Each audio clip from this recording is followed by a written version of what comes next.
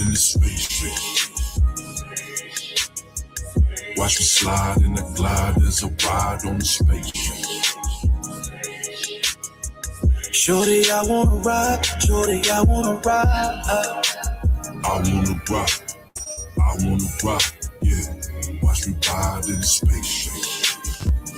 Yeah. Watch me slide as a glide, as a ride in the spaceship. You keep the ledger, nothing ever fresher. Find me dipping old school, candy paint is pressure. I do it to the letter, little baby sweet as nectar.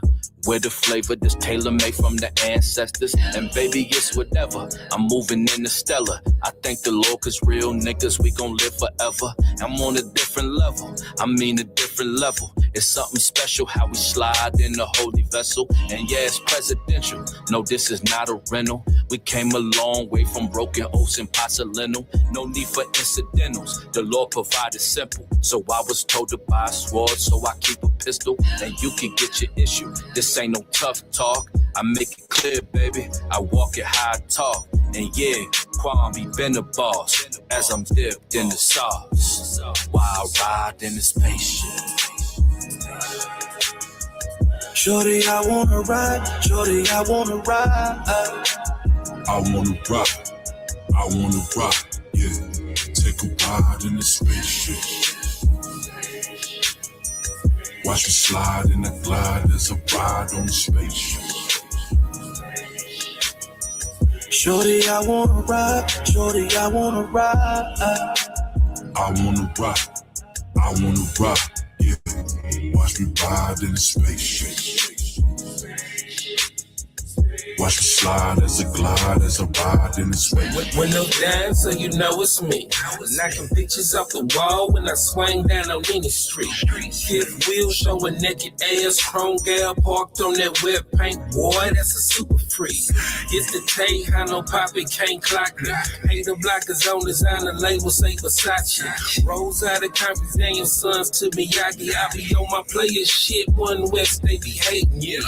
Trying to throw salt in the game, but they no sweating it. I be on my grind, if it's mine, yeah, I'm taking it. Vibe so authentic when she with you, yeah, she faking it. I'ma bump her down and move around and make space for it. So boomerang as I slide in, do my thing. Water tie, set a table, I'm speaking booty time. Side stepping out, scallywags, cause that cootie time. Tricks is for kids in my name, ain't David Blaine. I'm a moonwalk like Michael, stop playing shorty, cause these other niggas just I wanna rock, yeah. Take a ride in the spaceship. Watch me slide in the glide, there's a ride on the spaceship. Shorty, I wanna ride. Shorty, I wanna ride. I wanna rock, yeah. Watch me ride in the spaceship. Watch me slide as a glide, as a ride in the spaceship.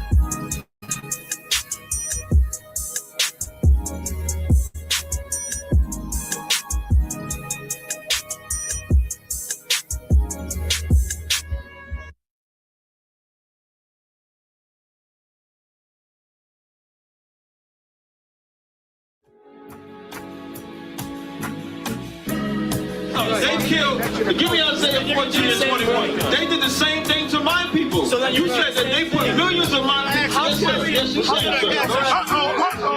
Should a murderer go to jail for murdering? Absolutely. Should a thief go to jail when he steals? Absolutely. Should a robber pay back the money he robbed? Absolutely. So why shouldn't the white man pay for what he did? That's right. One day you'll see just how it feels. Payback is a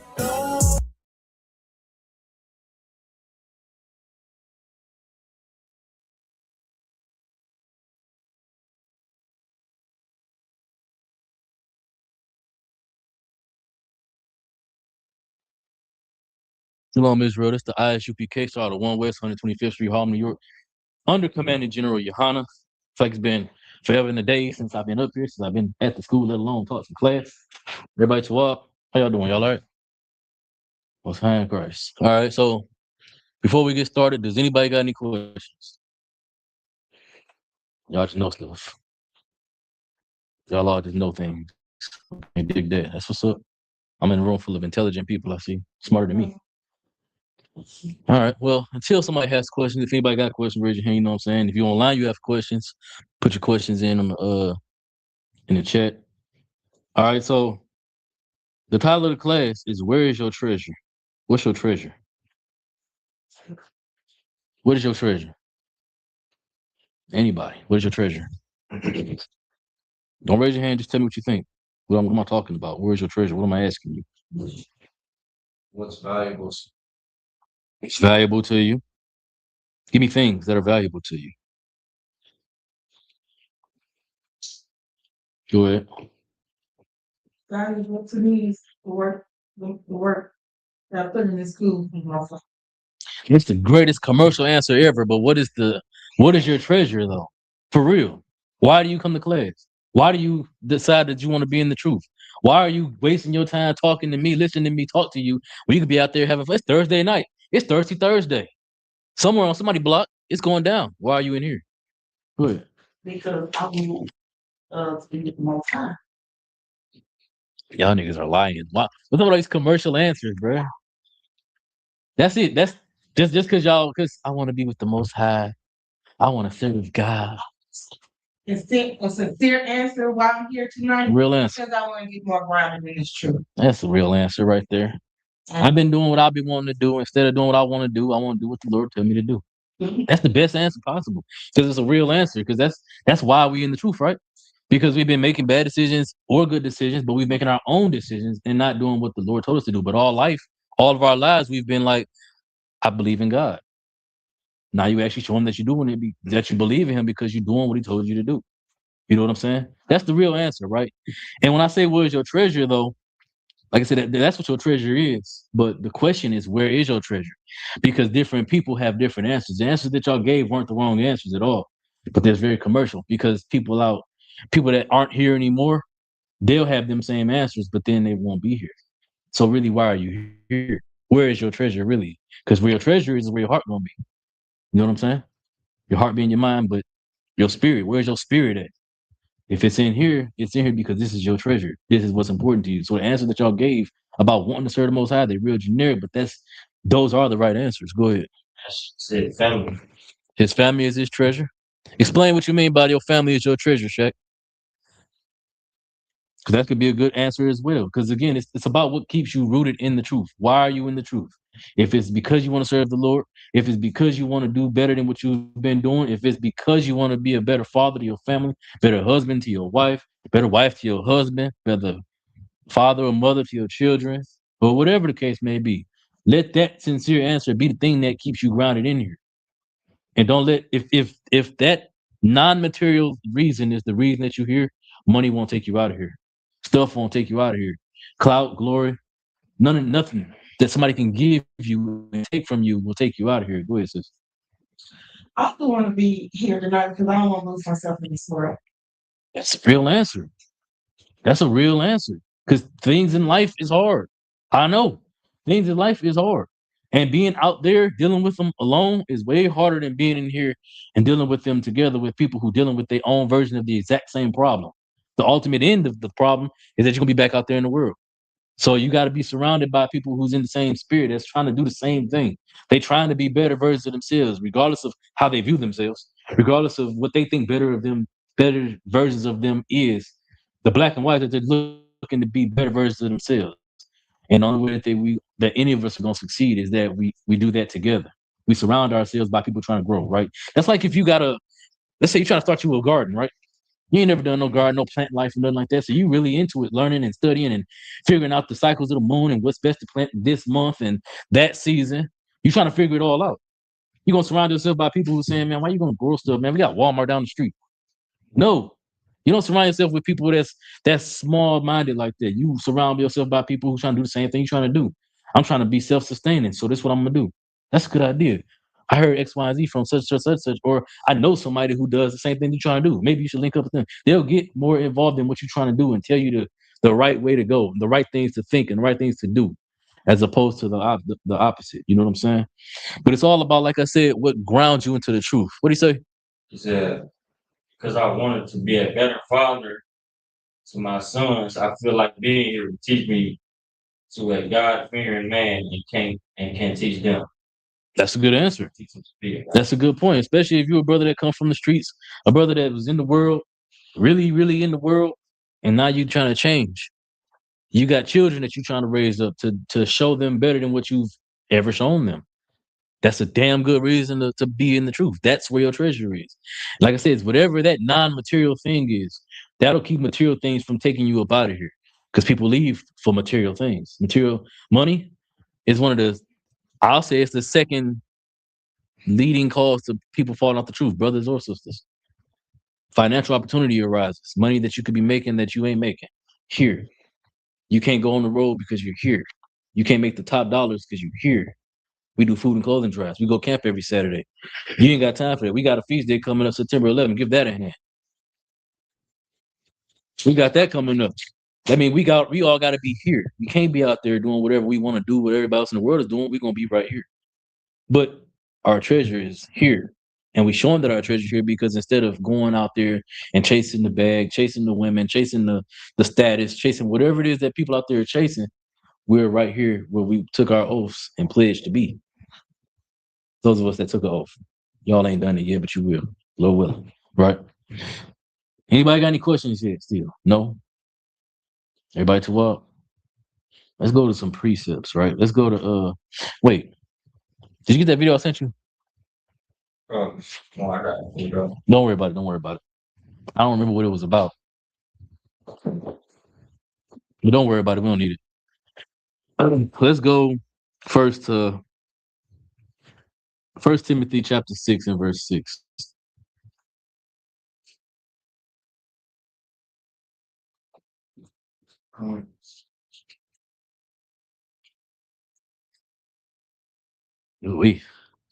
I feel like not being at camp for the longest, and then you finally get to speak at camp. 1 Timothy chapter 6 and verse 6. Or why you checking in online? You right here. I want to be known on still. Oh, most sign first. Verse 2. Chapter 6 and verse 6.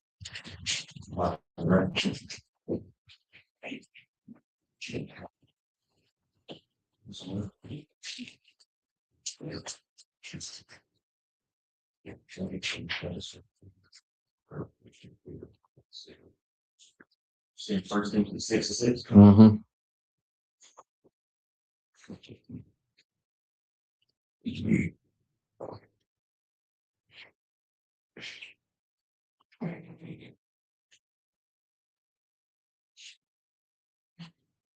Yeah, don't let material things stop you from doing what you're trying to do. Don't let material things have so much sway over you. Your poverty ain't so abject that you just can't be in the truth. You just gotta get the bag. You know what I'm saying? What we're about to read, this verse we're about to read, it speaks to a lot of brothers and sisters, but I'm gonna make it personal. It speaks to me. It speaks volumes to me. Whenever I get to thinking I could be doing better because of the skill I got, the things that I know how to do, I could be making way more money if I wasn't in the truth. But that's a problem because then I wouldn't be here with y'all. I wouldn't be here to teach y'all. I wouldn't be here to help solve disputes. I wouldn't be able to be here to be a brother or a servant to none of y'all. Right? And that's how we all have to view it. You can't be selfish and serve the Most High. You can't. You got to give. At some point, you're going to have to give up your desires and what you want and see that what he wants for you to do, how he wants you to be, is more important than what you can gain from doing things your own way. You got it? Okay. Good. This is the book of 1 Timothy, chapter 6, verse 6. All Akim and Akpathian have it. Verse 6. But godliness with contentment is great gain. Godliness with contentment is great gain. Meaning, being godly is following the law. right? Follow law, statutes, commandments. That's being godly. But being content with the thing that brings. So you can be in the truth, right? You can be godly, you can follow the law, statutes, commandments, and you can still go get some money. It depends on what your responsibility in the truth really is, ultimately. If you're young like y'all two specifically, and y'all want to go and focus on sports, focus on mechanical engineering, whatever your passion is as a young brother, as a child, do that. Lock all the way in on it. But still come to class, still watch class, still study. You just gotta, y'all like sponges, you know what I'm saying? But us as adults, we gotta really make choices. So sometimes it's gonna seem like I could be making a bunch of money instead of sitting here in this classroom. Let me go out here and get this money. That's not always the best thing. You'll never know. I watched a video earlier. This Corvette, I don't know what city it was in. This Corvette, it was a Corvette, a Bentley, and some type of SUV. It was a 3-car collision. The Bentley was going 100 and some odd miles per hour on a side street. Smacked the Corvette. The people in the Corvette, and the video showing them, somebody recorded this on Instagram. The people in the Corvette are smashed and dead. The car is smashed and they dead. The people in the SUV, it's flipped up on its side. They dead. There's a person laying under the Corvette, dead on the floor. The damn Bentley is squished. There's nothing alive in there. But that's what doing what we want to do affords us. You know what I'm saying? Now, thankfully, from what I saw in the videos, all white people. Rockefeller, how y'all shot for that? It wasn't none of us that I saw. But that don't mean that it definitely wasn't, though. I couldn't see every single person that was in the video. That was in the accident. But being out there in the world doing what you want to do, it leads to stuff like that. You know what I'm saying? If you out there drunk driving, the chance of you getting into an accident like that or a wreck like that is way higher versus if you sober. You know, if you're out there getting high, you trying to roll. I know people, I'm guilty of this myself, I guess, but in the world, niggas was rolling up while they was driving with their knee, trying to roll up and spill a little weed, trying to bend down and pick it up. Because in your mind, you ain't thinking about the fact that you driving. You think, oh shoot, I just spilled my weed. So I'm trying to bend down and pick it up. Crash. Or then rolled off the road. Or near miss and made somebody else crash. Doing what you want to do instead of what the Lord told you to do. Keep going. Verse 7. For we brought nothing into this world, and it is certain that we can carry nothing out. We can't take nothing out of this world that we've earned and what we've gained. Definitely get you some riches so that you can leave them for your family and your loved ones after you gone, for sure. But don't be so covetous of your wealth that you pressed on trying to take it with you, because you can't. You know? The whole point of what it's saying is be content with whatever you can get while still being having integrity. Don't sell your integrity and sell yourself for the dollar, because people do it. Keep going. Verse 8. And having food and raiment, let us be therewith content. Let us be therewith content. Once you got things that you need, be content. Now, again, that's not saying that you should just be cool with being a bum because you got food and you got clothes on your back. That's not what that's saying. Definitely go out and get whatever you can. Use the gifts that the Lord gave you, the opportunities that the Lord has gave you to do the best you can. I'm gonna find it. If you can find it, see if you can find it. There's a precept to talk about doing the best, doing everything that you do to the best of your ability. I forget how it's worded though. Oh, that's the video. Go ahead, pull it real quick. Later on, I'm gonna have you play that video though, because it's a shame. Go ahead. Ecclesiastes chapter 9, verse 10. Whatsoever thy hand findeth to do, do it with thy might. Mm-hmm. For there is no work, nor device, nor knowledge, nor wisdom in the grave whither thou goest. Exactly. So everything that you can do in this life that you have the ability to do it. But do it with integrity. Don't compromise your spirit. Don't compromise who you are. Don't compromise what your morals are and what you took an oath to do for the sake of getting some extra money. Because I could do that. I could say, to hell with teaching class, going to camp, and I can just go make me a bunch of money. If I wasn't bound by the truth to my responsibilities here, if I didn't take it seriously like I do, I could be out on the road making hella money, a whole lot of money. But I wouldn't be here. I definitely wouldn't be in the truth no more. I can say I'm in the truth all I want to, but the black and white, I'm not here. I'm not doing no work. I'm not feeding the people. I might like and share a video here and there, but I'm really physically in the world, bro. I'm in the world. I'm working my behind off around the clock. When I'm not working, I'm partying, drinking, clubbing, whatever the case may be. That's what the road do to you. People can say that they don't, but it do. I did it. I know.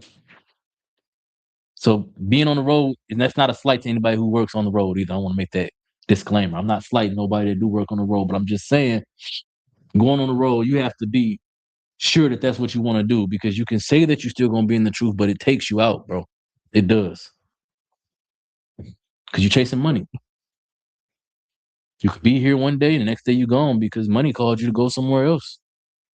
I don't see you in the truth for weeks, months, years. You're just gone.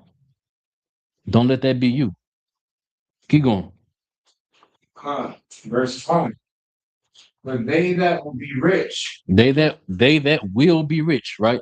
That's not saying that those that are at some point going to it, that will there is talking about what your desire is. Your desire to be rich, keep going. Fall into temptation. You're gonna fall into temptation. Keep going. And a snare. Mm-hmm. And into many foolish and hurtful lusts. Keep going. Which drown men in destruction and perdition. That's what's gonna happen. Your desire to be rich, your desire to have all the money, to have the bag, to be that guy, whatever your desire is, it's gonna lead to your destruction because you put that before serving the Most High. You're not gonna just let that slide forever. The scriptures say He wink at our ignorance, but once you know better, now you are held accountable for what you've been doing wrong. You can't know better and continue to do wrong because the Lord gonna do you. Judgment is coming. If you don't feel it now, I promise it's coming. You're gonna feel it. Right? Keep going. Come. Verse 2. For the love of money is all evil. Said for money is the root of all evil. For the love of money is the root of all evil. The love of money is the root of all evil. That's important. Because people growing up, we've always heard that money is the root of all evil. Ain't nothing wrong with money. Give me that verse that say money is a defense. There ain't nothing wrong with money. Right. Go ahead. Ecclesiastes chapter 7, verse 12. Mm-hmm. For wisdom is a defense, Mm-hmm. and money is a defense. So not only do you need to be wise in this world, you also gotta have some money in this world because they defenses. Nothing is wrong with having money, and ain't nothing wrong with wanting to get money. The problem is when you start to love money, because your love, that's when money becomes your treasure. That's where your heart is at, and your heart is gonna be set on getting whatever your treasure is. If money is your treasure, you gonna leave here. You gonna leave the Most High. He ain't killed me today. My grandparents been eating pork their whole life. He ain't killed them. They still alive. Why I can't eat some pork? I like pig feet. I like chitlins. I don't like those things at all. Like, y'all see how you looking at me? I don't like the things for real. I'm just saying though, people like them things. But we all got people that ain't died from eating them things. So why can't we eat them things? The Lord weakened their ignorance. He's not winking at yours no more. Now you know better. And plus, ultimately, us in the truth, we know scientifically, we know the statistical data on what happens to us as we get older eating those type of foods. You know what I'm saying? You're destroying yourself. Good. See, I just had a brother. I just talked to a brother, and he was saying that same stuff. Like, well, they live to be source. Like, well, I mean, Mm-hmm. They had diabetes. Exactly. They foot cut off, the toes cut off. I mean, bypasses. I just got from my grandmother, man. My Uncle Bear hurt. Anyway, my Uncle Bear, he had he had triple bypass surgery in December because he won't stop drinking pop and eating pork. It's clogging the hell out of his arteries. Right? We know better. He knew better. He was told better, but instead of doing better, he was told by a doctor the thing that the scriptures already told us not to be doing. The doctor told me to cut all that pop out and cut out all that pork that he be eating. He won't. He's from Alabama. That's just how they cook down there. He liked that. He won't change. You know? Let's just go back to what you were just saying. Yeah, you gotta be considerate about whether your treasure is gonna be your desire, your will, your lust, or what the Lord will have for you, man. You wanna say something to it? I thought you were about to say something. Oh, my bad. It's lucky. Keep reading. Go ahead. Verse 11. So, 10. Start over on 10. Verse 10. For the love of money is the root of all evil, which while seeing coveting after, they have erred from the faith. They have erred from the faith. That's why loving money is the root of all evil. Because coveting money will pull you from your faith. Your integrity. People compromise their integrity all the time. We all heard about the Illuminati. People laugh and joke, but it's real. Niggas talking about they ain't gonna never put a dress on. As soon as they say that, they get put in a dress.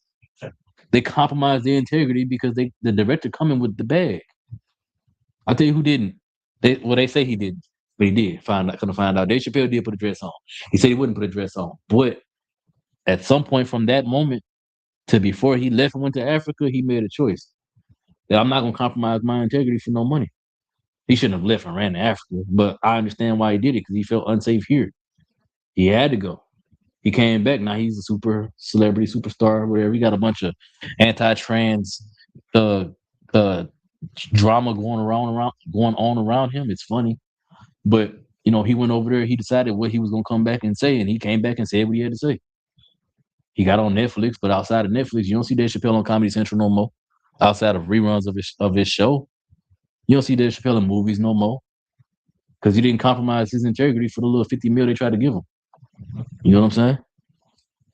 Keep going. Go on. They have erred from the faith and pierced themselves with many sorrows. Keep going. Verse 11. But thou, God, fly these things. Flee these things.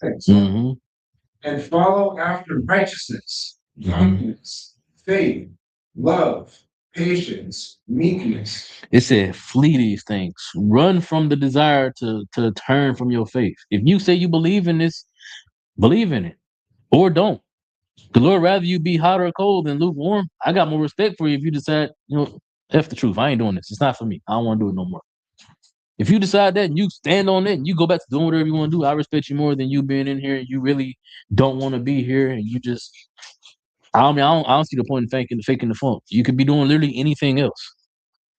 Why waste your time in here unless you earnestly trying to do right? You might stumble, you might bump your head, you might do wrong. You collect yourself and then you repent from that. You don't do wrong no more, but you stay here unless you don't really want to be here. If you don't want to be here and you'd rather be out there, then just be out there. For real. Because what are you gaining from being in here if you don't want to be in here? You learning stuff. It's going in one ear and out the other, maybe. Or you're hearing things that might click and you might come back later. But you got to find what your treasure is. What is your reason for being here? Because otherwise, you may as well just be out there. It's fun out there. It's parties, drinks, hoes, ride for the sisters. You said walking barefoot?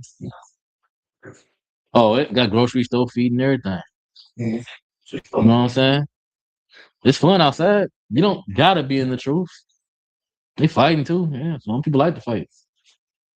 Projects. So why you playing? The block party and the bricks be lit. You know what I'm saying? But that's what your options are. You can go out there and have fun, or you can be in here and live this hard to live life.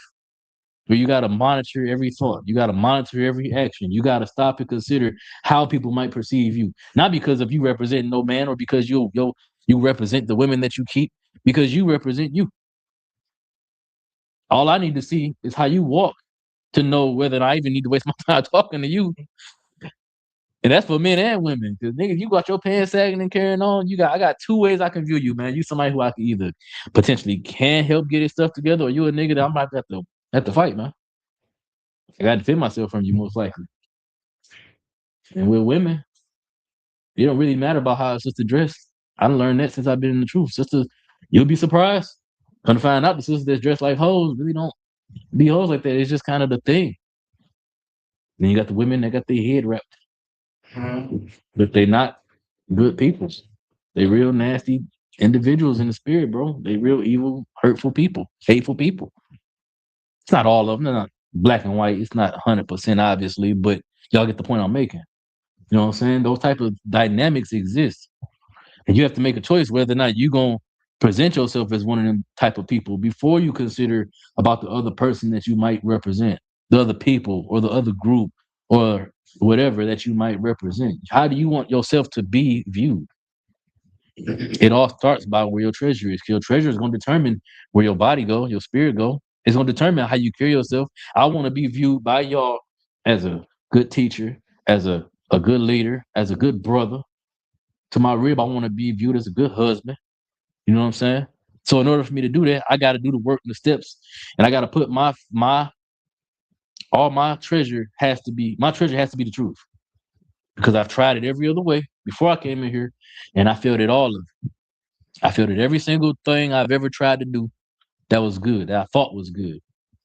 And it wasn't until I gave the key to somebody else for them to actually show me, so this is where you're doing wrong. This is what you should be doing. This is what you've been doing wrong. This is how you should do things going forward. It took me giving the keys to somebody else and letting them tell me from their unbiased outside looking into my life perspective for me to get it right.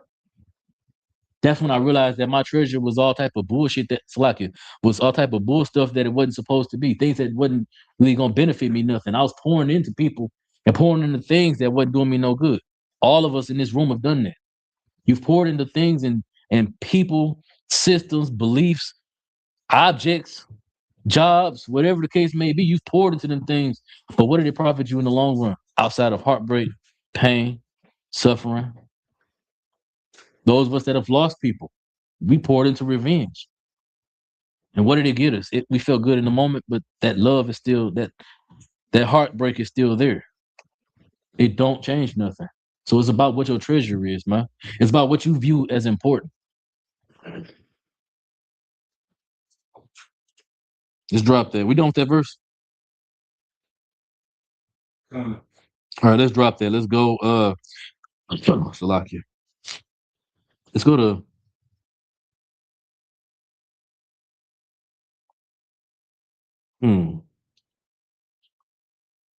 let's go to Luke 11:33.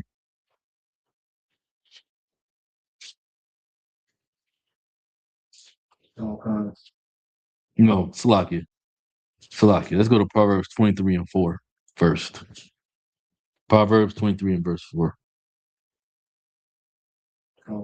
Good. Man, really we started verse 1, but started verse 4.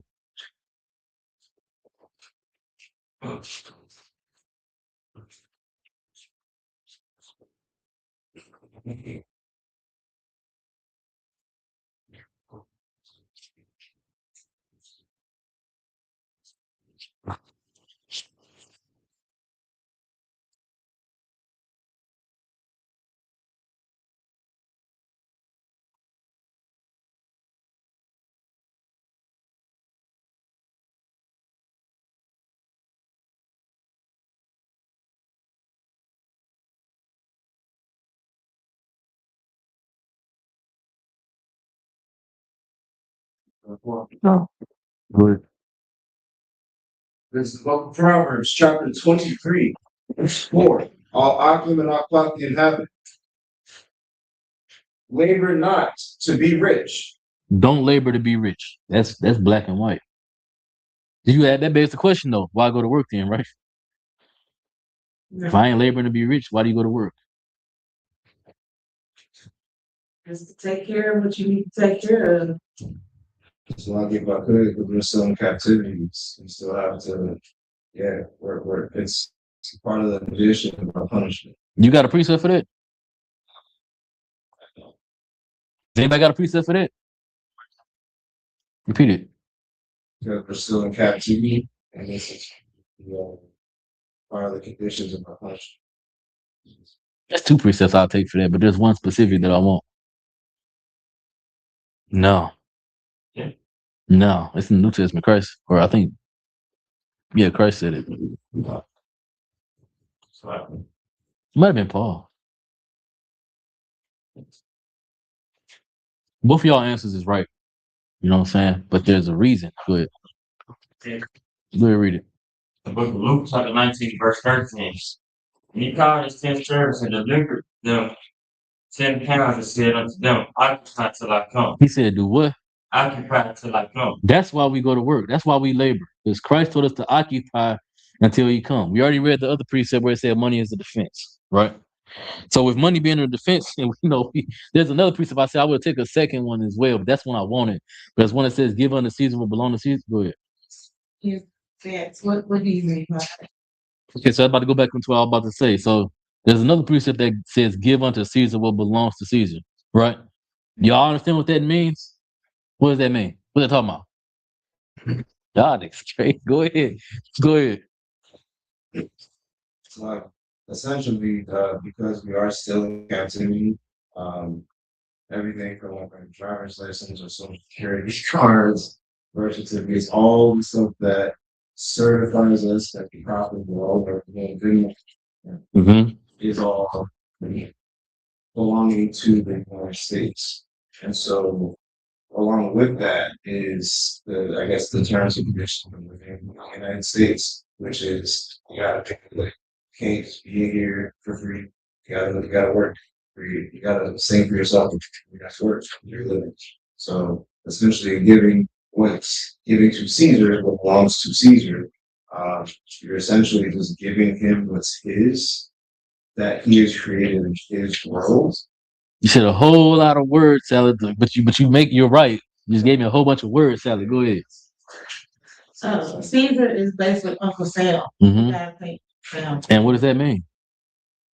Well, we live in his captivity, so we live in that world right now, and so it required for us to pay Uncle Sam taxes. That's it. That's literally what that's talking about. You said it, but in a way roundabout way. But yeah, that's the point.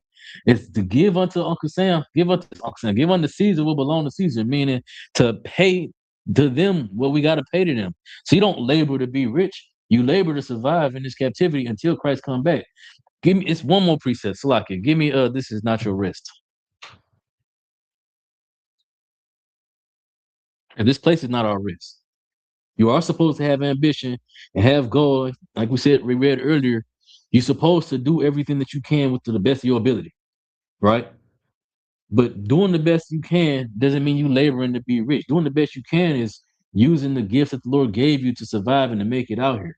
It's not the same thing as you endlessly chasing the bag. You're just doing what you can because you can. The Lord told you to, right? You got it. Let me try if I can find it.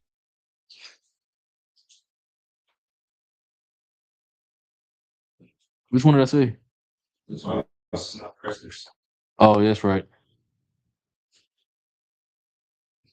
It is Micah 2:10. Because we get comfortable. That's why it's very important what it's saying, labor not to be rich. Because like I said earlier, you can't take it with you. You can leave it to your family. But at that point, then your riches can't be, it's about what your riches are. It's the same thing. What is your treasure? And where is your treasure? Your riches can't be just money. You got to be leaving your children more than just paper because they're going to just blow through it and spend it. If you don't leave them integrity, if you don't leave them morality, if you don't leave them nothing to lock them in, or they can be just out in whatever. Sidebar. There's a group of people in the earth called I think it's the Mormons. They got Rumspringa, where they go out when they turn 16, they have a choice. Do they want to go out in the world, have fun, and come back and live this life of hardship, hard work, working with your hands, no technology really, or they can stay out there in the world. They go out there, have fun. They don't got to come back. They have a choice to make, right? That's okay for them because they're in the world. They heathens, but the principle still applies. They're not instilling real values in their children. They're giving them the choice to go out and do what they want. And most of them don't come back. Some of them do, but most of the time it be the men that come back. The women don't come back. Because America, right? They can make money. They can have fun. They can live the lavish life. They don't got to be without technology like they do if they go back home. Now, we don't have that problem. Our problem is completely different, but the principle still applies. If your treasure is not your children and the things that you can lead to them and instill in them, then your children going to go off and never come back. Go ahead. Go ahead. Is it unlawful not to leave your children something like inheritance? Is it unlawful not to? What you gonna do with it if you don't leave it to them? I'm saying, because I had a thought, like, there's a lot of people, like famous people. I think Jackie Chan, one of them, said he ain't leaving his son none of his money at all. It's not unlawful, I mean, but it's hold on, wait. No, that's not true. That's not true. In the law, it does say so if a man got two wives, right? His firstborn, even if he hates that woman, his firstborn still gets his inheritance. By law, that inheritance is his regardless. So yeah, it is unlawful not to leave your children inheritance. No, that ain't what's crazy about it. That child didn't ask to be born here. Regardless of what happened to you and that woman, that child didn't ask to be born. You owe responsibility to him. And you can't take it when you die. Go ahead. I was just saying that's not crazy as that. It's bad. I mean, I've told you, my folks have told me that it's like I'm not getting nothing. I'm sitting in a multi-million-dollar house, you know what I mean?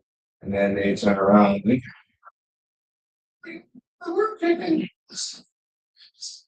like, which one is it? Like getting inheritance or not? Because I'm the person. And that's why you can't worry about that. God. If you get something, you get something. Lord willing, you do get something. But if you don't, you can't. Niggas commit suicide behind an inheritance. They don't get the inheritance, the trust fund. They ready to die. It happens, especially with white people. But I've heard of niggas dying too behind it, man. They get so stressed out and they get to fighting with their family and stuff over the money, over the house, and people get cut off. It happens. Don't get caught up in that. Go ahead. Owners of the Lakers, Jimmy Bus, her name, and the other brother's name. They big. Mm-hmm. Lakers work big. And she done fired up brothers. They fighting over it. They fighting over like the actual owning the team. They going through legal battles. They hate each other right now. Mm. I'm like, oh y'all big here. Why? But the Lakers is probably like 12 billion, something like that right now. They already rich. And they still ain't money battle. You see? They're not content. They worried about their treasure is the money. Their treasure is having that bag to themselves, not even just enough. That's why the scriptures say, "Don't labor to be rich." Did you get that precept? And Micah, Yeah. good. The book of Micah, chapter 2, and verse 10. Mm-hmm. Arise ye and depart, for this is not your rest. And that also shows that the scriptures ain't telling you just to sit on your behind and just wait for Christ to come back. There's a whole parable. I'm gonna do a part 2 of this class. We're gonna go into those parables because this whole parable is literally talking about this topic. Where instead of just chasing the bag, there's another type of person who's a sluggard. The spirit of slothness is on him, and he don't want to do nothing. He's gonna sit and wait till the master come back. The master left you all this opportunity, all this potential gain, and instead of doing the best of your ability that you could, you just sat there and just waited with what he left you and waited for him to come back. Didn't grow it. Didn't increase it. Didn't even try. He just sat there and waited. Don't do that either. That's bad. Because then you got people that talk about y'all Israelite niggas ain't nothing but bums. Y'all ain't got no jobs. People think that. They say that. We really work hard as hell. But people think that we don't work. People think that we really just some bums out here. We just stand on the corner in the same musty garment, just speaking the truth. I ain't gonna ask no questions about it, but whatever. Then people think that about us though, and you can't let people be able to think that about you. You got to go and apply yourself somewhere. You know what I'm saying? The Lord gave you gifts to use, not to just hold to yourself. You know what I'm saying? Was that it on that? Good. Right, because it is polluted, it shall destroy you even with a sword of destruction. That's this place. That's America. That's really the white man's ran world. The white man ran world. It's outside of America because we got the Strait of Hormuz is on lock right now. Now Donald Trump talking about he gonna just seize it for himself and he gonna control the oil. Do you know that every time the USS Lincoln or any other American ship has gone, or American allies ships have gone into the Strait of Hormuz, they've been shot at. They're actively trying to sink them. They got truck mounted missiles stationed in Egypt on the other side of the Strait of Hormuz, aimed into it. You had your hand up? Yeah. Go ahead. In Genesis 3 and 19. 3 and 19. Go ahead. I'm reading first. Mhm. Book of Genesis chapter 3, verse 19. And the sweat of thy face shalt thou eat bread, till thou return unto the ground, for out of it was thou taken, for dust thou art, and unto dust thou shalt return. Mhm. I was asking, like, is this like a curse on Adam that he's gonna have to work hard as hell? Yeah, you get that earlier, way earlier. You get that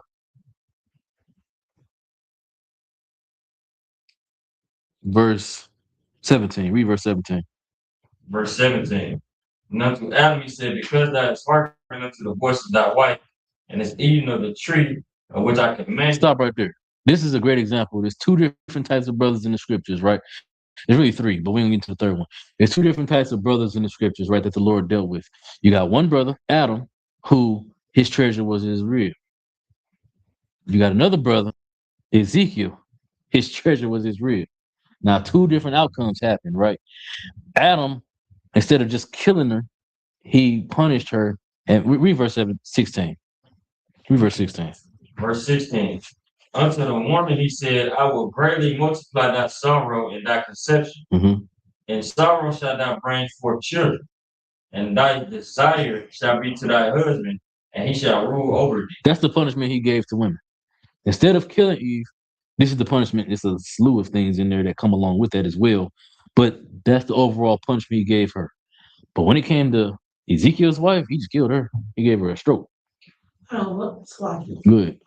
What was who? Okay, you said the punishment he gave. Did you say Eve got a punishment where her husband was to reign over her? Yeah, that's why if you ever wonder why in the scriptures in our culture that we are the women's desire is to the men and we shall rule over them, it wasn't necessarily that it wasn't that way to begin with. Eve was always subject to Adam. But instead of actually being subject to Adam, she didn't have to be told to be subject to Adam. Now it's being told to her that you will be subject to Adam. And now going forward, all sisters is supposed to be subject to their husbands now.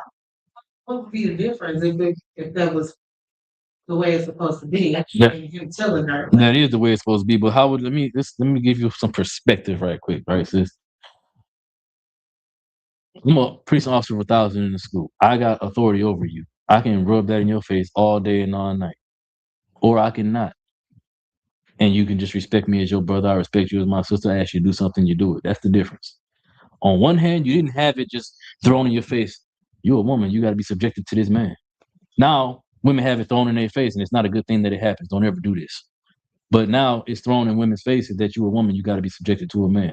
Before, it wasn't necessary for it to be said. Before Eve met the serpent, Eve was just walking with Adam. She was doing what she was supposed to. She was living life with her husband. That was it. But then she met the serpent and started thinking for herself, making decisions on her own instead of consulting her husband like she was supposed to have been doing, and it led to trouble. So now she has to be told what to do. That's why it says that your desire shall be unto your husband, because now instead of being able to think for yourself, now you need to be told what to do by your husband so he can make sure that you're not in trouble. That's where the word naive comes from. It's near unto Eve, because Eve was foolish.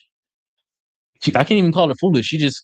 She got outplayed. You know what I'm saying? She got told something by another man that wasn't her husband, and she believed it. So now it needs to be told to women that you need to listen to your man. If you don't have a man, listen to the men that you respect, that you know is gonna look out for you versus just a random nigga. You know what I'm saying? It's the same principle, right?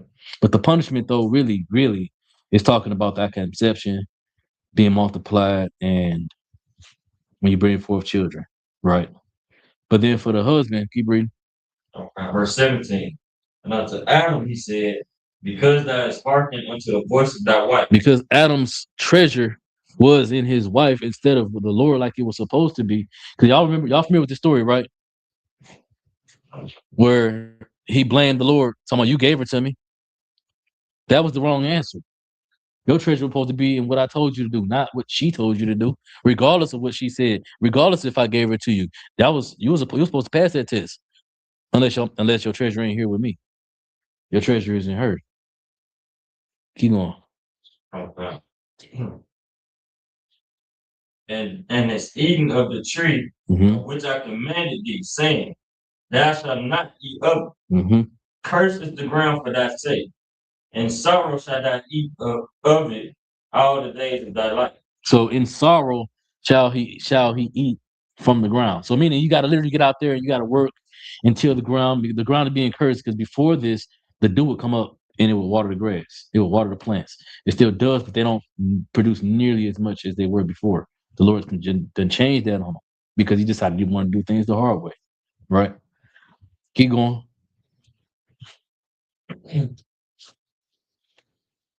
Verse 18. Mhm. Thorns also and thistles shall it bring forth to thee. And that's another part of the punishment. Thorns and thistles coming up. Thorns and thistles are weeds. They choke out your plant life, the plants, right?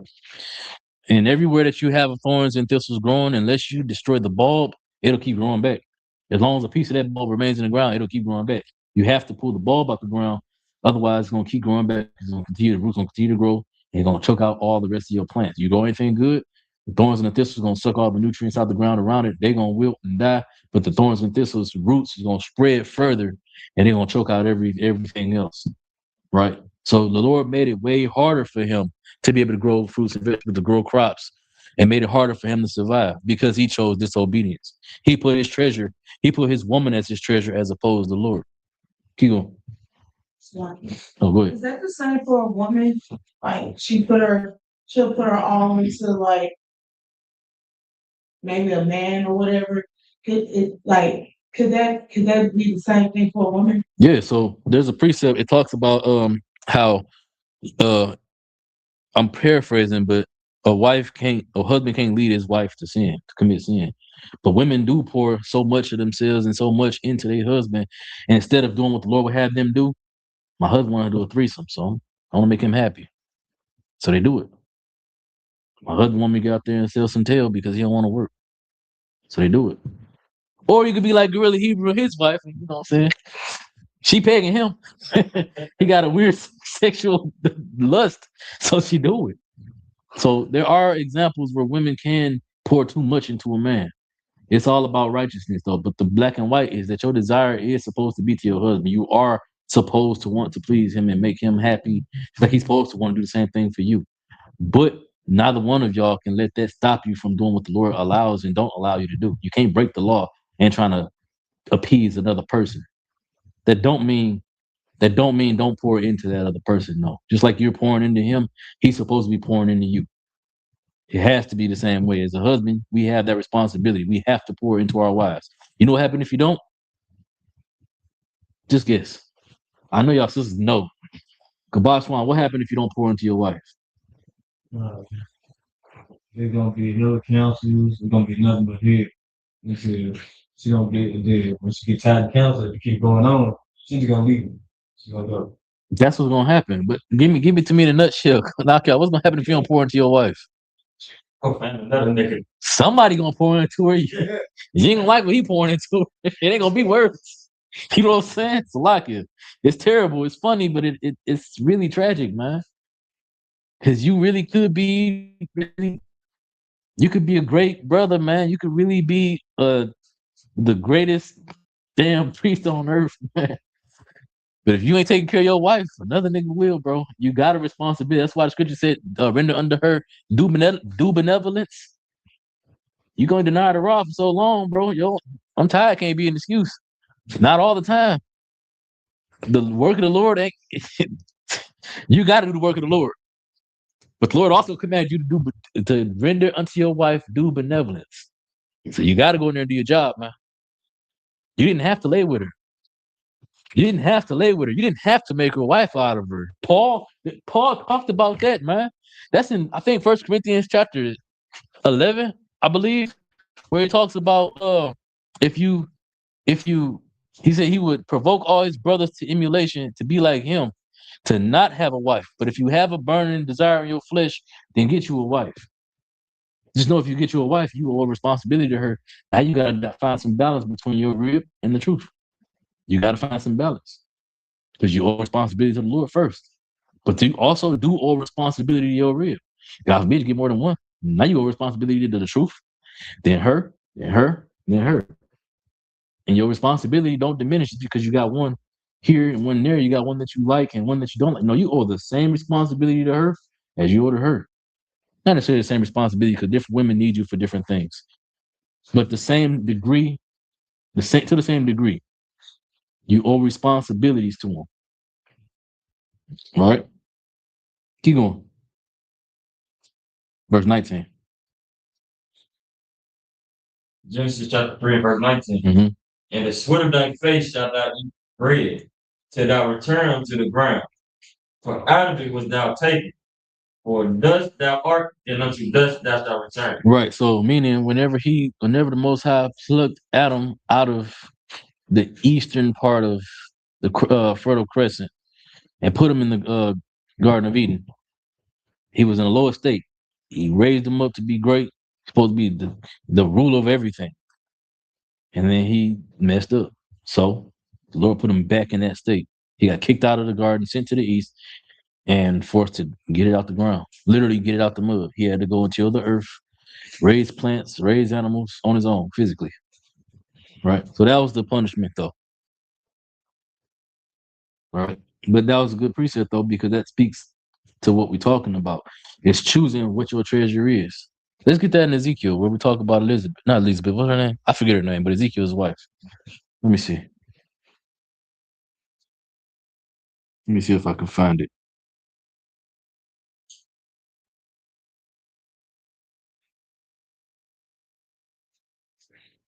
Ezekiel 24 and 16. This is what happens when you pour too much into a woman.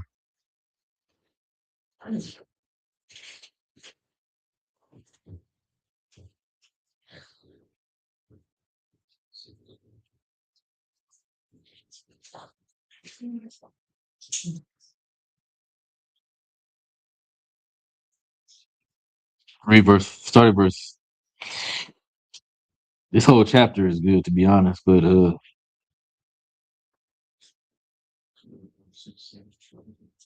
start at verse 14.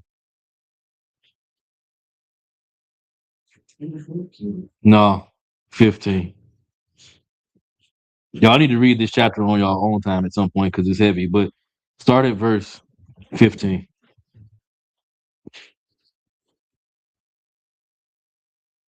I'm sorry. What was the chapter again? Oh, Ezekiel chapter 24.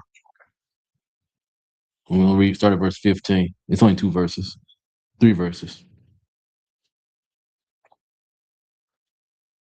Go ahead. Come on. This is the book of Ezekiel, chapter 24, verse 15. All Akim and Al Parthian have it. Kind. Go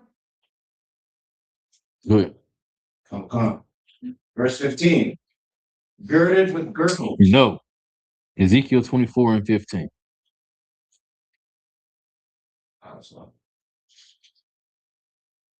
And this is pouring into your wife.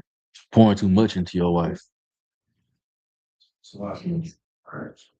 Also, the word of the Lord came unto me, saying. Right. So this is the Lord speaking to Ezekiel.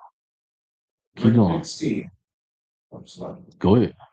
Verse 16. Son of man, behold, I take away from thee the desire of thine eyes. Stop. The desire of his eyes. He didn't say, I take your rib away from you. I take this woman from you. He said, I take the desire of your eyes from you. Because she became his treasure. She wasn't just his wife. She wasn't just the woman that he promised to take care of, he owed a responsibility to for the rest of his days. She was his wife. She was the apple of his eye. I would say the desire of his eye. When the Lord is supposed to be the desire of your eye. But he put his woman over the Most High. Keep reading. Come. With a stroke. With what? With a stroke. He gave that sister a stroke. Because God is jealous. Don't ever get that twisted. The scriptures call him the terrible. They call him terrible, jealous. It's another thing. It's another terrible name that they give him, but I forget. But he's both terrible and jealous. Go ahead. Yeah, read it again. Start at verse 15. Verse 15. Also the word of the Lord came unto me, saying.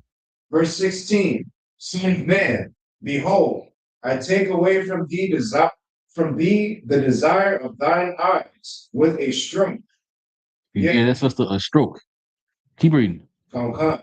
Yet neither shalt thou mourn nor weep, neither shall thy tears run down. He told him, don't cry. Don't even cry. You put her before me. You knew what was gonna happen. The Lord don't play, man. And a lot of times people don't take the Lord seriously. The shot said all the time, he don't believe that half the people in the world believe that the Lord is even real. They say they do, but they don't. Because this is what happens. He'll take the thing that you love away from you because you love him more than you love him. It's rough. It's rough, but it happens, man. How many times you've been talking to somebody that was perfectly fine yesterday and now they gone? Yeah. How many times you think the Lord did it? Not necessarily every time, because it could have been some other things. I'm not gonna say every single time that happened, the Lord just said, "Nah, you love them more than me, so I'm gonna kill them." I'm not sure. But they potentially could have loved other things more than the Lord, and He took them out because that does happen. Go ahead. Okay, so how do you make sure your husband don't pour too much into you? Like, is that like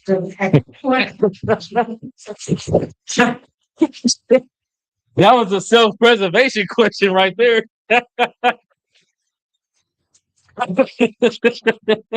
Okay. No. So listen. I'm gonna show you how you stop that, right? Let me see. Hold Ezekiel 24. We're gonna come back to that. Let's go to Proverbs chapter 31. I'm gonna show you exactly how you prevent that from happening.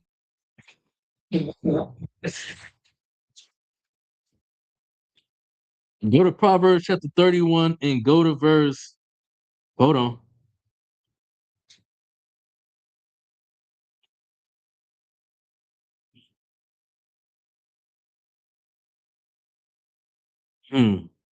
A lot of these verses can answer that question, to be honest, but go to verse 15. Start at verse 15.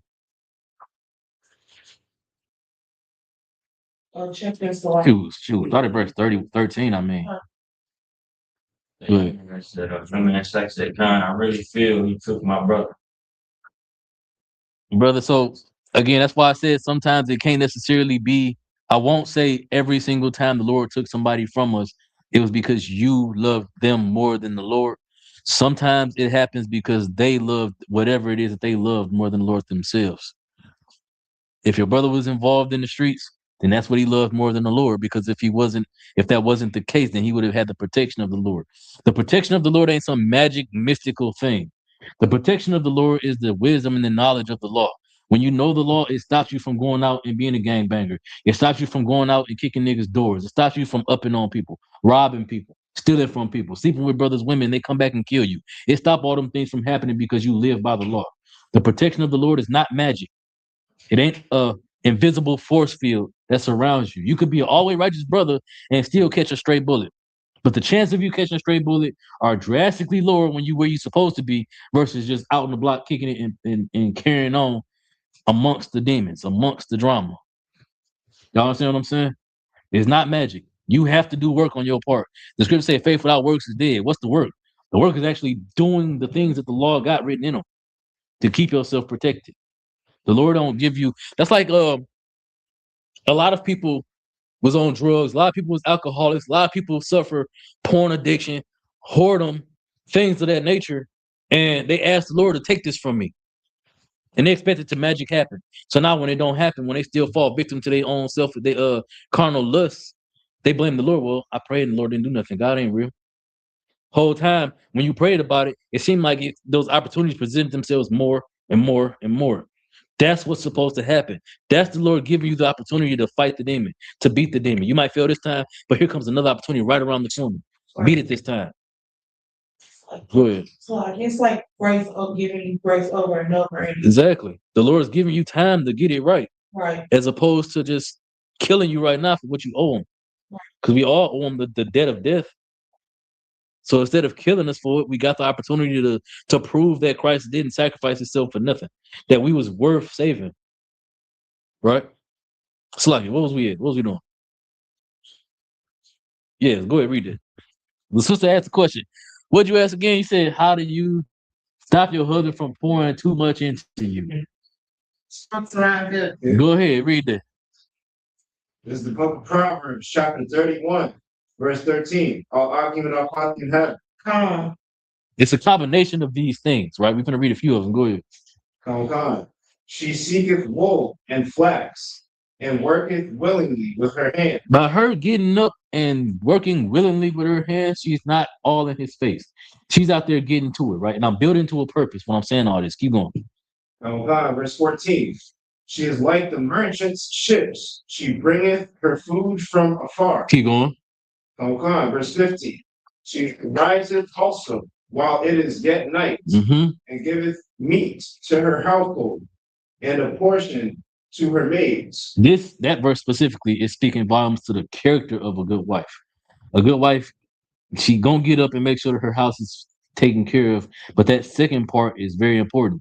She's not a cold, evil woman. She got these maidens. She's got these other sisters that live with her or work with her, whatever the dynamic is with you as women and other women that's around you. And instead of being cold and heartless towards them, she's showing them sisterhood. You know what I'm saying? I'm being gonna read no more verses in this, but the point that I'm making is that this type of woman is the type of woman a brother don't want to lose. He don't want nothing bad to happen to. So he's gonna do what he's supposed to do to keep from losing that type of woman. So he's not gonna be all up in her face, pouring all into her and make her a god, because that's what's going. Let me ask y'all sisters a real question, real quick. Leave the truth out of it. It's a real black and white question. If nigga gonna give you everything that you ever want, drop all of his morality and just do what you want, you gonna respect that man? Okay, I ain't asking are you gonna love him or you gonna like him. I'm asking will you respect him? If he dropped everything he say he believe in, he give up everything that he does and start doing the things that he didn't do before to appease you, to give you what you want, to make you happy, that becomes his focus and goal. He ain't got no spine no more. It's yes, dear, yes, dear, yes, dear. You gonna respect him? That's what I'm talking about. But the man that don't do that, the man that stands up and be a man, show you that he gonna defend you, show you that he can defend you and provide for you. And he got a woman like this, a Proverbs 31, he's not gonna he'll do whatever he can not to lose her. Right? So he's not gonna be able to pour into you because he's focused on making sure he's doing what he need to do so that you still love him the same way he's supposed to love you. You get what I'm saying? So the answer to that question is to just be a good woman, be a good wife.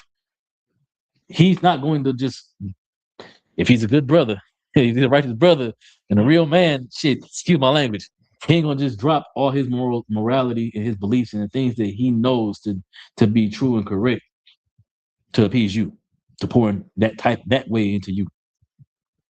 Right? All you can do as a sister is do what you're supposed to do. Don't break the law. Don't let him convince you to do nothing weird that's gonna be breaking the law. And just be a good wife. Be a good sister. Be a good sister to other sisters. Don't go out. Personal pet peeve. I don't like the woman that goes to restaurants and is mean to the waiter, mean to the server. I don't like that. But there are people that are like that. There's men that's like that. That shit gay. Excuse my language. But there's women that's like that too, and it's unnecessary because they don't know. That could be them. The only thing that's stopping them from being that is either A, they own money-minded career, or the man that they with that's stopping them from being that server. And they will want to be respected. You know what I'm saying? But I hope that answers your question. So it's a bunch of really just read Proverbs 31. That stops a man from being able to pour into you that type of way. That's dangerous what he does when they do that. Go ahead.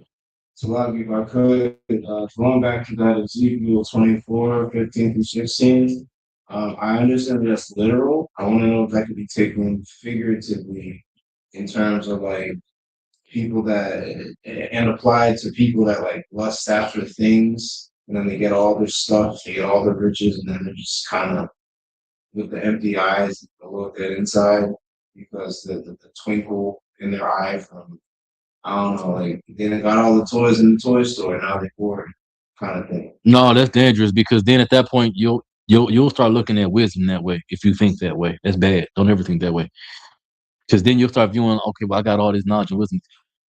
So there's a thing called burnout, right? It don't matter who you are. When you first come into the truth, you start learning the truth. This is fun. This is exciting. This is amazing. I'm learning so much. About 4 months in, though, of watching every single battle, every single debate. You at the job, you got it playing on your headphones. You in the chat rooms, you in the live streams and the chat and whatever. You're gonna get burned out. That's when the fight starts. Now you're all the way here. You're all the way locked in. You have to stay here. That's when you have to decide if it's your treasure or not. But don't ever let it get to the point where, well, I done got it now, so I'm bored with it. Good. So like, I'm not talking about truth or wisdom. I'm talking literally like the kind of things that we said that we read a couple precepts ago. You shouldn't be lusting after, like quite literally riches, Mhm. you know, money, stuff, toys, things, etc. You know, Well, kind of hurt. if I could, so you ain't supposed to feel that way about those things to begin with. So you shouldn't be able to get to that point where it's like that. Go ahead, you had your hand up. Yeah. So, young man Shaq, of course, Mm-hmm. said, "How can you stop yourself as a man pouring too much to a woman?" How can you stop yourself as a man from pouring too much into a woman? Damn, bro.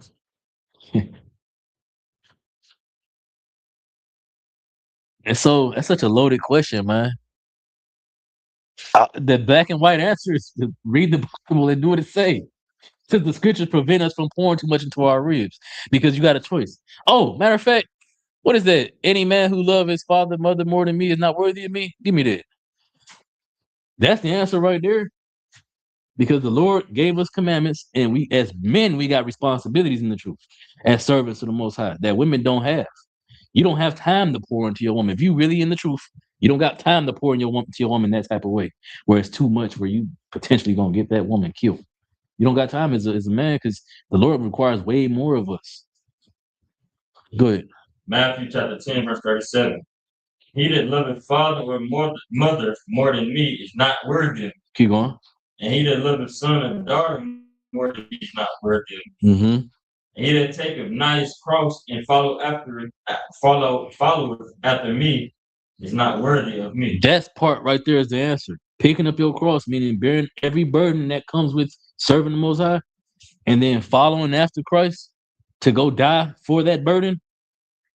That's what's gonna stop you from pouring too much into anything. Money, women, children, anything. We all have to make decisions, especially us as men. We have a choice to be either gonna serve the Lord. As I say, you better off being lukewarm. I mean, it's like you better off hot or being cold, all the way cold. But don't be lukewarm. Don't say you really about the truth, but then when it comes time to, but it's the kid's birthday. Nah, damn them birthdays. But it's Valentine's Day. Damn Valentine's Day. But it's Christmas. To hell with Christmas. Those things ain't supposed to be important. And as men, we can't compromise on that. Your woman, she's a woman. No disrespect to y'all sisters. But women are silly. Women gonna do some silly things, and they might backslide in that type of way. You don't just drill them and rip their heads off. You tell them where they're wrong. You explain that they know better. They know that they're wrong, and then you fix the problem. Because they'll set expectations for your children as a father you can't allow to be set. You know what I'm saying? Go ahead, sis. You have your hand up. I think the key a man to not pour too much into his wife, like, is just basically following the laws. Like, That's it. Just, keeping his laws and not if she's saying, hey, let's go to this birthday party and then like that's following another God. You know what I'm saying? Mm-hmm. So and you can flip that. No, Slaki, go ahead. I'm not gonna go to this birthday party because you want me to go and I want to please you, Mm-hmm. but I'm for the Most High. I'm not gonna go to that birthday. And that's why I was talking about Proverbs 31 woman. She's a righteous woman. You can flip that whole scenario, and that's how you stop your husband from pouring too much into you. Don't put him in a position where I'm gonna be upset and you're gonna have a bad day if you don't take me to this birthday party, babe. You know it's not righteous. You gotta say something to him. Saying something to you because I know you ain't doing something that's righteous. Mm-hmm. And I gotta say something. Sometimes you just gotta shut up too, because you can always say something. Nope, you gotta say something at all. You keep saying something, it's gonna cause friction, but that's what builds relationships. That's if you look at our relationship with the Most High, right? It ain't never been a good, positive, our whole lives positive. This is what you want me to do, this is what I'm gonna do. It ain't never been that. It's been friction. and a bunch of fighting and strife and hard times because the Lord allowed them things to happen because we were disobedient. And now here we are in the truth and we love the Most High. That same thing is true with your significant other. You're not going to love a nigga that you don't go through nothing with, that you don't fight and argue and make up with. You can't love that person. You don't love that person because you don't know that you love them because y'all ain't had the problems. You got to go through the bad storms to prove y'all love to one another. The problem comes when it stops, when you don't have nothing else to prove to that person. That's where the problem comes. When you stop thinking, I got anything to prove to you, that's where the problem's going to come. You either going to stop caring or they going to stop caring. Or both of y'all going to stop caring. And it's just going to be what it be. You can never get to that point, though. You have to always view your significant other as somebody you got something to prove to. Because if you don't, then y'all ain't going to fight about the stupid small things that y'all fight about and then realize, babe, this was dumb. That strengthens your relationship. Go ahead. It's balance, basically. Because as a woman, I can speak as having had been a stay-at-home wife. And sometimes you think about what the man, probably like what it is that he wants to do or what it is that makes him happy. Because if he's giving you everything and you're pouting about everything, and when he says no, and you don't look at how hard he worked to pay all these bills or give you everything that you want, it's like, what about what he wants? And even if you're in the truth, it's like, well, if he want to go on a trip or if he want to do this and he want to step out of this, that's some balance. Because me personally, I like the time and I cherish the time and the memories that we make. But sometimes being around each other so much, it's like, it can be overwhelming sometimes. And I'm not saying that in a way where it's like y'all don't like each other, but as a woman, you shouldn't want a man to not have morals, not have any morals in life, any type of goal, anything that he likes. If he likes to serve the Lord, he likes to serve and do things in the school. For me, I like when I want, when he has a skill, and I like to see him do that skill. It's like when he said, "Oh, I have to go help build these stairs at the school." It's amazing to see that, and if he's just pouring into you, it's almost like he don't love himself, not just the Lord, but it's almost like he don't love himself either. And I won't respect you either if you didn't have a backbone. Because when I like masculinity, I like a man that's gonna tell me. I like when my other one tell me, "Get over here, stop, don't do that." Sometimes, but that's the masculinity. But if he's doing everything that you want him to do, it's like he's a punk. It's true. That's true. You can't pour too much into your rib. To stop yourself from pouring too much into your rib, you got to follow the law. The law commands something completely different for us than it commands from women. For example, right? Just an example. Have y'all ever read the book of Numbers? If you get some free time, read the end of Leviticus the end of Leviticus and the first couple of chapters of Numbers, and you're gonna see it start getting real boring. Because they start describing how the camp, how the temple, how everything is supposed to be built. Who y'all think is building those things? I think the sisters is helping build that? No. The Israelite men are doing that. Following the law means that you're going to keep yourself busy. As a man, you ain't got time to pour into your rib in a dangerous type of way. Now, it's good, like my rib said, if you apart from each other by doing all that work, and Proverbs 31 talk about her getting up and getting it on her own, doing her thing, y'all got time to miss each other. So when y'all come back together, it's better. But it's not, you're not working that hard just to be back up under her. You're working that hard so that you can provide for her because the Lord told you to do it as a brother. And as a woman, you're working that hard to make your husband's life easier because the Lord demanded that from y'all for y'all to be helpmates. Y'all supposed to be our pillar of rest. You get what I'm saying? So there's a dynamic to where you are supposed to pour into one another, but your treasure cannot be that other person. It has to be the Most High. And that keeps it, that's what draws the line in the sand. When your treasure is serving the Lord the way he told you to, part of that means serving your husband the way he told you to. It's like part of that means serving being a good husband to your rib the way the Lord told you to. He said love her like Christ loved the church. Christ gave his life and died for the church. You give your life and die for your rib. That don't mean you stop being in the truth and you just, go do whatever she want to do. No, that means that you give your life. You don't get to do the fun things that you want to do. You work hard in this truth so that you can be a good husband, learn to be a good husband, and stay a good husband to your real. Y'all understand what I'm saying? Y'all making sense? You look lost. Me? Yeah. Am I making sense? I'm not making sense. What are you confused about? You sure? You don't, oh God, okay. I'm gonna make it black and white, right? So all of us, everybody in this room, all owe responsibility to the Most High, right? And you don't want to have a stroke. Prevent a ward from having a stroke. Her husband has to go do everything that the Lord told him to do with his time, while also being a good husband to you. That's gonna prevent you from having a stroke because of what he do. Exactly. And doing the work. Basically a contract between one of the other two, right? You talking about in a literal sense or in the scriptures? Basically, scripture, literal sense. Yeah, but your marriage to that other person isn't necessarily just like a marriage to that person. You married, it's deeper than that because it's supposed to be built on the foundation of y'all being in the truth. It's supposed to be on the foundation of this is how the Lord will have me live my life. And this, now that I'm married to this man, these are the things I have to do because the Lord said I have to do it for him. You get what I'm saying? Right. Contract.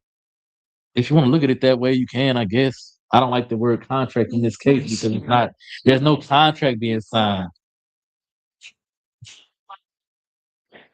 Yeah, love ain't got, your relationship with your husband ain't supposed to be built on love at all. Well, that's not true. It depends on what you view love. We in the truth, so for us, love ain't words, it's action. Right. So falling out of love don't make sense in the truth because that's like saying I'm just gonna stop paying your bills. Right. I'm gonna stop opening the door for you, and if you get too drunk and you start falling around, I'm not gonna pick you up. Right. That's what falling out of love looks like in the truth. It looks like smacking the hell out of my wife because she said something I didn't like, versus respecting that she's my rib as well as my sister and the daughter of Zion. I can't put my hands on her. That's what falling out of love looks like in the truth. Right. In the world, falling out of love, I don't feel this way about you no more. So I'm just gonna stop doing the things that I promised the Lord that I was gonna do for you.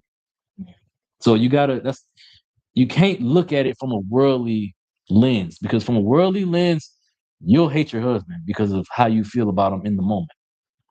But in the truth, regardless of how you feel about him in the moment, you still gonna get up. No matter how much we argue and fight, Maria's still gonna get up and make my lunch every day. No matter how much we argue and fight, she's still gonna get up and cook dinner. No matter how much we argue and fight, I'm gonna still get up and make sure I go check on all the doors, make sure all the doors is locked, make sure the windows is locked, make sure her car got gas in it, make sure her car don't need no work done, because that's a responsibility I owe to her because she's my wife. Because that's what love is. You can't fall in the truth. You can't fall out of love. It don't work. You can't be in the truth and fall out of love. It don't work. It's not possible. I mean, you could still be with that person because you know you can't leave that person. Yeah. And still do the duties, but have no emotions behind it. Emotions. That's why that's a problem. Your emotions shouldn't dictate what you do for the other person. So you have to take your emotions out. Yeah, your emotions. It feels good to feel good about being with somebody, but when you laid with that person, you decided then and there that your emotions didn't matter. Your responsibility was set because you chose your responsibility. So it don't matter how you feel about it. Like I just said, all the examples I gave, it don't matter what I feel or what she feel. We still owe responsibilities to each other because that's what. Give me that verse. Love and action, not in word, or love and deed, not in word. Because that's what love is.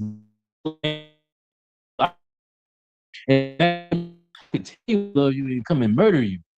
That don't mean I love you. My love for you is shown by what I do for you, regardless of how I feel. If anything, that's more of a testament to how much I love you because I'm mad at you.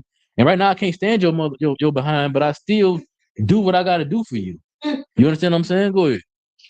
1 John chapter 3 and verse 18. Mm-hmm. My little children, let us not love in word, neither in tongue. Don't love in word or in tongue. Keep going. But in deed and in truth. But in deed and in truth. Regardless of how I feel, the black and white truth is that I owe responsibility to you. And because I love you, even while I'm mad at you and don't like you, I'm still going to do my responsibility to you. Why? Because I love you. Because that's what love is. Love ain't just me telling you nice things. Pimps tell hoes nice things all the time. You think they love them? Y'all didn't know pimps did that? That pimps tell hoes nice things? You want that new purse, girl? You can get it if you come work with me. I teach you how to get it. I used to be called a person in a management position, all right? Because I would talk to people, especially females, and I always understood the game. If I can make a female fall in love with me, in a worldly sense, I can get whatever I want from her. I don't got to put my hands on her and demand nothing from her. If you become best friend, this is just terrible, but it's the truth. If you can become a best friend with a woman, really become a real friend to her, you don't got to be giving her a ride or nothing. She'll do anything under the sun for you, dog. This is the truth. You don't got to give her nothing, no penis. You ain't got to give her no money. You ain't got to give her nothing. Just be there when she needs you to be there. Some help work on her car. That's why mechanic. Why y'all think mechanic, man? Shoot. It's true. You don't have to be her man to get everything from her. You can get anything you want from any woman out here just by being a good dude to her, being a good friend. She gonna pay for your meal if you ain't got it. Why? Because she invited you to hang out with her. She just view it, you just in the friend zone. You just a brother. Y'all looking like that, but I'm telling you, I'll say it. I'll say it, but it happens, man. But anyway, it's all about what your treasure is. So if you don't want to get a stroke, don't let your treasure be nothing that can be taken from you. Let it be something that can't nobody take. Give me that verse. Fear him that can destroy the mind, the spirit, what is it? The body and soul. Say Matthew 10, 28. Yeah, 10. So, Good.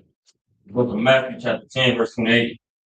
And fear not them which kill the body, but are not able to kill the soul. Mm-hmm. But rather fear him which is able to destroy both soul and body in hell. Right. Only the Most High can destroy your soul and your body by putting you in hell. Meaning, destroying your soul is putting you in a state of extreme depression because of your circumstances. Y'all know what the word abject means? Yeah. Y'all know what the word abject means? Abject is very extreme. Look up the definition. One of y'all look up the definition of abject. I use this word very frequently, and I never considered that maybe y'all don't know what it means. When I say abject about anything, I'm talking about to the utmost degree of whatever I'm talking about. So sometimes I'll joke and talk about my poverty, and I say I'm abject poor. I'm stuck in abject poverty. That just means I'm in very, very extreme poverty. I joke when I say that because I'm not. But go ahead, give me a definition whenever one of y'all got it. Definition of abject. Abject. Abject. The word abject is an adjective that means extremely bad, unhappy, or severe. Mm-hmm. The Lord will put you in a state of abject depression, extremely sad depression. That's him destroying your soul in hell. The in hell part is the things that he's putting you through. That's the hell. Right? The scripture said, don't fear them that can't do that to you, who can't destroy your soul and your body. They might destroy your body, or they can't destroy your body. They can kill you, I guess. But as far as destroying your soul, it's a limit to how much damage they can do to your spirit, how depressed they can make you. It's a limit. Because if you really in the Lord, if your faith is in the Lord, you know everything gonna work itself out. The Lord gonna help you get through things so long as you do what you need to do. Everything gonna be all right. So then no matter how many curveballs they throw at you, it's only so much they can beat you down and make you feel so bad about your life, so bad about yourself before it just don't work no more, right? If the Lord can destroy your spirit and your body, he can give you a stroke, but before he give you that stroke, afflict you with the worst type of cancer ever, and then click you up out of here. And there's nothing you can do about it. So it's more wise to fear him that can do that. Put my treasure in him so I don't have to deal with that versus fearing what white supremacy could do to me if I don't pay my bills. I might lose my vehicle, being late on my car payment, but I'm still alive. And I got my brothers and sisters, so if push comes to shove, I can rely on my family to help me get from A to B if I have to. You know what I'm saying? So it's about what your treasure is. Even that right there, because people make their treasure, stuff in the world, literal stuff in the world versus relying on their brothers and their sisters. Y'all my treasure. Next to, the Most High, y'all my treasure. But the reason why y'all my treasure next to the Most High is because the Lord commanded me to love y'all the way I'm supposed to, the way he tells me to. Same thing with your husband. Same thing with your wives. If the Lord is your treasure, then you're gonna love everybody that's Israelite the way you're supposed to, as opposed to how you feel like you should. All right. It's almost 9 o'clock, y'all. So we're gonna go ahead and end it there. Anybody got any questions? Go ahead, Aurora. I answer all questions. It's been the most interactive class I've had in a long time. Give yourselves a hand. Not y'all, because y'all ain't do nothing. I had no questions. Y'all over there quiet and stuff. He over in the corner all sulking. Nah, but y'all are. This is the most interactive class I've had in a long time, and that's good though because that shows an interest in learning. You know what I'm saying? And that also ties back to the class. Y'all so focused and so locked in. Y'all asking questions, interacting and stuff because y'all treasure is the knowledge of the Lord. Y'all treasure is the wisdom versus just something I got to do, being lukewarm, somewhere I got to be. Some people in here that ain't really in here. Don't be one of them people that's in here that ain't really in here. You know what I'm saying? Give me that precept. If they was with us, they would have continued with us. What is it?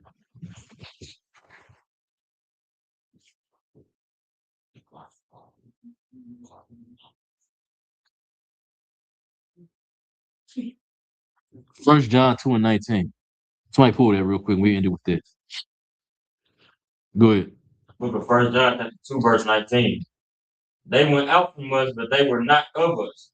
For if they had been of us, they would no doubt have continued with us. Everybody who chose the world, everybody who chose the wealth, riches, hoes, niggas, rod, vagina, whatever. They chose whatever. Instead of being here with us, they weren't never here with us to begin with. Their treasure is whatever it is out there. And their treasure ain't the same thing as ours. Keep going. But they went out, that they might be made manifest that they were not all of us. That's why they went out, because they wanted to be proven that they weren't of us. They weren't with us for real. And so you let them go and be who they want to be. The Lord gonna deal with them, however the Lord deal with them. But you know what the hard part about being in the truth is? You pray that the Lord has mercy on them regardless. Because you love them the way the Lord told you to. Pouring too much into that person is that you, regardless of what the Lord would have you think and feel about them, you hate them and you pray that they die, and then the Lord do something to them because of how you felt about it. Or he might do something to you because of how you felt about it.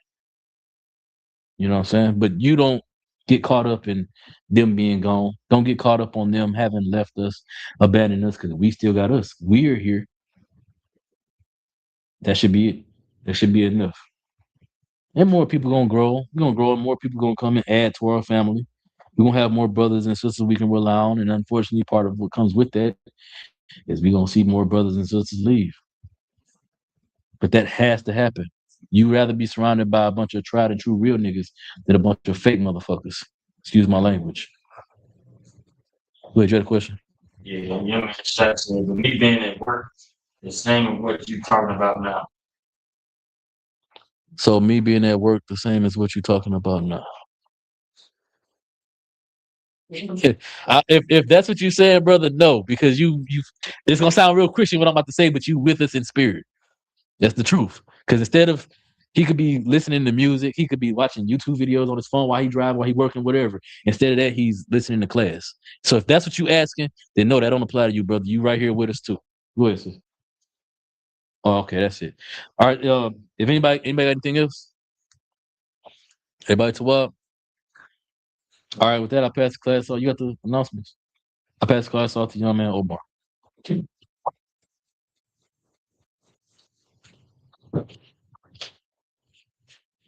The water, I appreciate you, man.